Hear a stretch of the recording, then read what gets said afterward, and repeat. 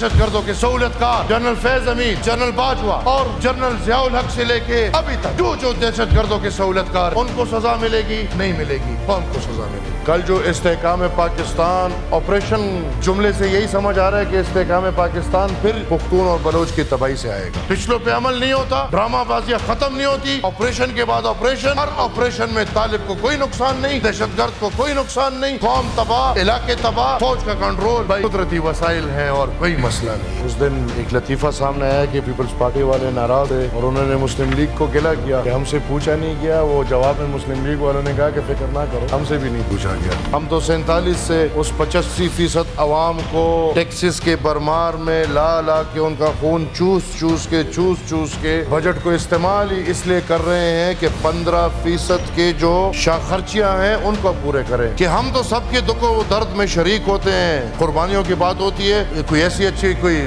چیز نہیں ہے، لیکن الحمدللہ آئے ہم سے پوچھیں کہ قربانیاں کیا ہوتی۔ بات تو بجٹ تجاویز کی ہو رہی ہے۔ اس دن سوری میں ایک دفعہ بات کر چکا ہوں بجٹ پہ آلریڈی، لیکن پوائنٹ آف آرڈر پہ آج میں نے بات کرنی ہے، بہت ضروری۔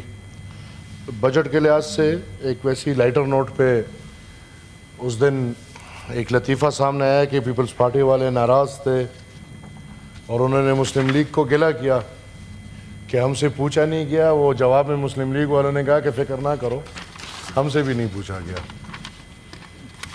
یہ بجٹ جس طرح میں پہلے کہا ہے، اس کی عکاسی صاف واضح ہے۔ ٹیکسز بڑھا کے ہم کب تک اس ملک کو چلائیں گے؟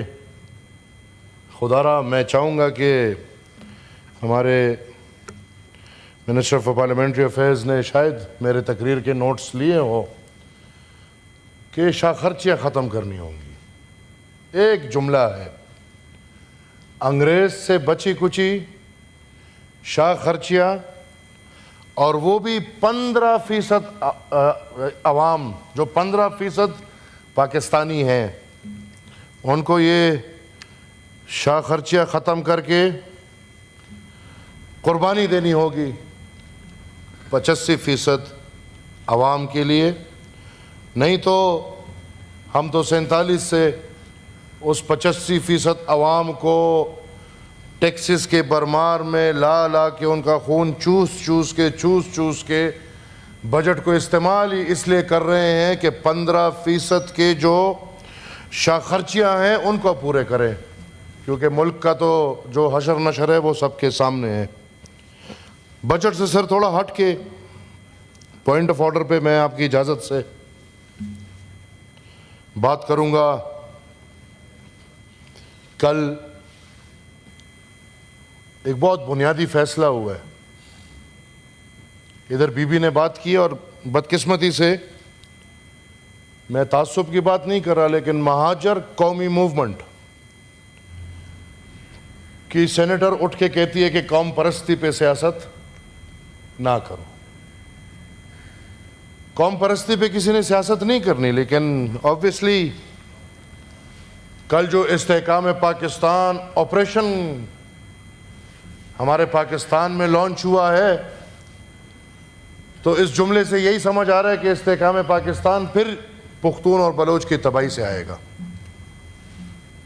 کل استحکام پاکستان آپریشن کا آغاز بھی ہو چکا ہے، اور میں فلور آف دا ہاؤس پہ کہنا چاہتا ہوں، ہماری دیر میں ایک علاقہ ہے میدان، وہاں پہ کل کچھ ڈرامہ بازی ہو۔ یہ ڈرامہ بازی ہم بہت دیکھ چکے ہیں۔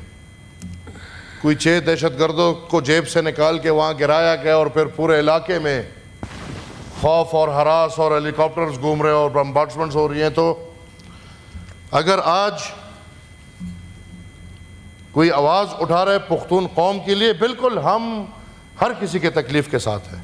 مہاجر کے ساتھ تکلیف ہے، ہم ان کی تکلیف میں ان کے ساتھ ہیں۔ کسی بھی قوم پہ تکلیف ہوگی ہم ان کے ساتھ ہیں، لیکن ہم یہی امید کرتے ہیں، ہمارے گلہ یہی ہے کہ ہم تو سب کے دکھ و درد میں شریک ہوتے ہیں۔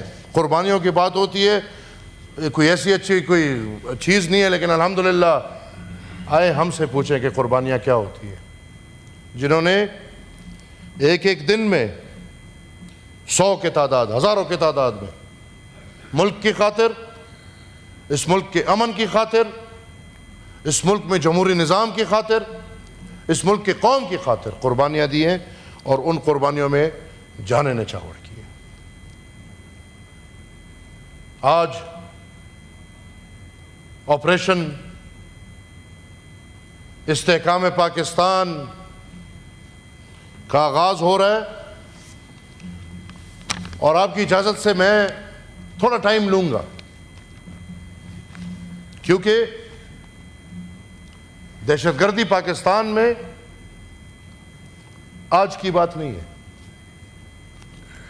بدقسمتی سے ہمارے پاکستان میں تاریخ گواہ ہے کہ ہم نے اسٹیٹ سپانسرڈ ٹیررزم کی،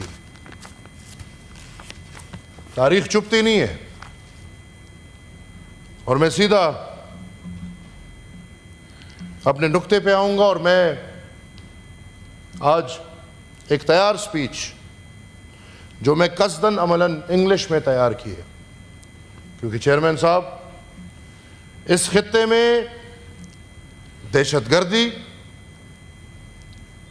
اس خطے میں دہشت گردانہ انداز اور دہشت گردانہ کردار جن لوگوں کا ہے جو ان کے سرپرست ہیں، میں چاہتا ہوں کہ میں ان کی زبان میں بات کروں اور میں ان کو یہ بات پہنچاؤں۔ نہیں کوئی نہیں ہے، آپ ٹائم دیکھیں، اپنا ٹائم دیکھ، 25 منٹ ہو گئے آپ کے، باقی اذان بھی ہو رہے اور ممبران نے بھی کرنا ہے اور وائنڈ اپ بھی کرنا ہے۔ جی 15 نہیں تو 2-3 ممبرز ہے یہاں سے، وہ علامت صاحب ہے اس نے بھی کرنا ہے، جان بولیدی صاحب نے بھی کرنا ہے۔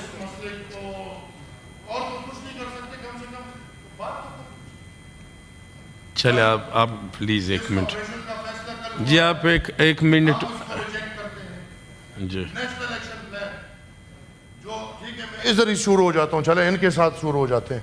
نیشنل ایکشن پلان جو پاکستان مسلم لیگ کی حکومت میں بنا ہے، نیشنل ایکشن پلان جس کو پیپلز پارٹی نے سپورٹ دیا ہے، نیشنل ایکشن پلان جس کو ملک کے ہر ادارے نے سپورٹ دیا ہے، جو پاک فوج کے بیٹھے ہوئے نیشنل ایکشن پلان بنا ہے، اس پلان پہ ابھی تک عمل کیوں نہیں ہو رہا؟